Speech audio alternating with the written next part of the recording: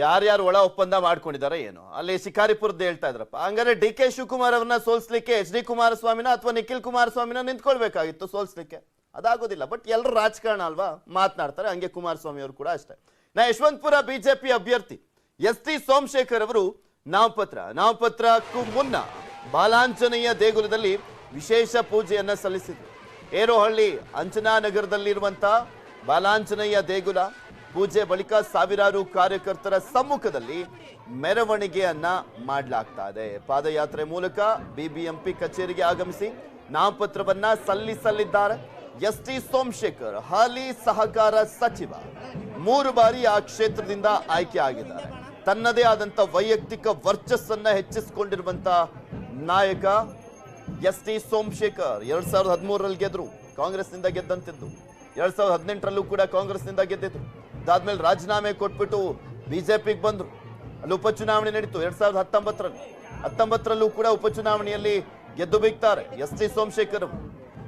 ಈಗ 4ನೇ ಬಾರಿಗೆ ಶಾಸಕರಾಗ್ತಾರ, ಕಾದು ನೋಡ್ಬೇಕು. ತನ್ನದೇ ಆದಂತ ಹಿಡಿತ, ವರ್ಚಸ್ಸು, ಅಭಿವೃದ್ಧಿಯನ್ನ ಮಾಡಿದ್ದಾರೆ. ತೋರಿಸ್ತಾ ಇದ್ವಿ 3 ದೃಶ್ಯಾವಳಿಗಳನ್ನ ಗಮನಿಸಬಹುದು.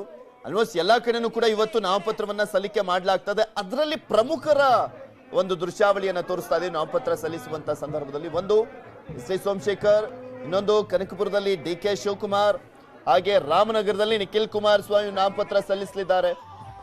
ಈ ಸಂದರ್ಭದಲ್ಲಿ ರ್ಯಾಲಿಯನ್ನ ಮಾಡಲಾಗ್ತದೆ, ರೋಡ್ ಶೋಗಳನ್ನ ಮಾಡಲಾಗ್ತದೆ, ಪಾದಯಾತ್ರೆ ಮುಖಾಂತರನೂ ಕೂಡ ನಾಮಿನೇಷನ್ ಅನ್ನ ಸಲ್ಲಿಸಲಾಗ್ತಾ ಇದೆ.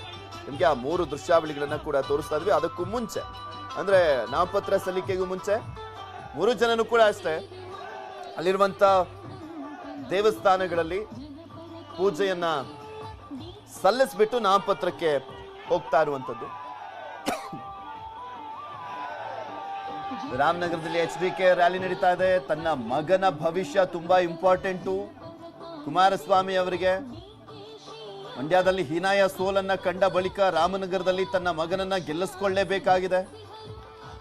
ಆ ಕಾರಣಕ್ಕೋಸ್ಕರನೇ ಒಂದ್ ಕಡೆ ಕುಮಾರಸ್ವಾಮಿ ಅವರು ಆ ಕ್ಷೇತ್ರ ಬಿಟ್ಟು ಇನ್ನೊಂದ್ ಕಡೆ ಅನಿತಾ ಕುಮಾರಸ್ವಾಮಿ ಅವರು ತ್ಯಾಗ ಮಾಡಿದ್ರು. ಆಕ್ಚುಲಿ ಆ ಒಂದು ಕ್ಷೇತ್ರದಲ್ಲಿ ಬಿಜೆಪಿ ಒಂದು ಅಸ್ತ್ರವನ್ನಾಗಿ ಮಾಡ್ಕೊಂಡಿದೆ. ನೋಡಿ ಹೆಂಗ್ ತ್ಯಾಗ ಮಾಡ್ಬಿಟ್ರು. ಬೇರೆ ಸಾಮಾನ್ಯ ಕಾರ್ಯಕರ್ತನಿಗೆಲ್ಲ ಕೊಟ್ಟಿದ್ದು, ತನ್ನ ಮಗನಿಗೆ ಕ್ಷೇತ್ರ ಬಿಟ್ಕೊಟ್ಟಿದ್ದನ್ನೇ ತ್ಯಾಗ ಅಂತ ಹೇಳ್ತಾರೆ JDS ನವರು ಅಂದ್ಬಿಟ್ಟು ಬಿಜೆಪಿ ಅವರು ಕುಟುಕ್ತಾ ಇದ್ರು.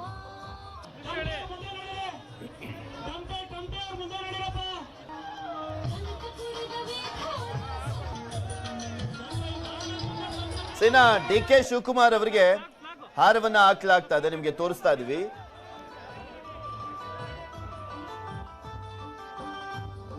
ಬೃಹತ್ ಹಾರವನ್ನ ಹಾಕಲಾಗ್ತಾ ಇರುವಂತದ್ದು ಡಿ ಕೆ ಶಿವಕುಮಾರ್ ಅವರಿಗೆ.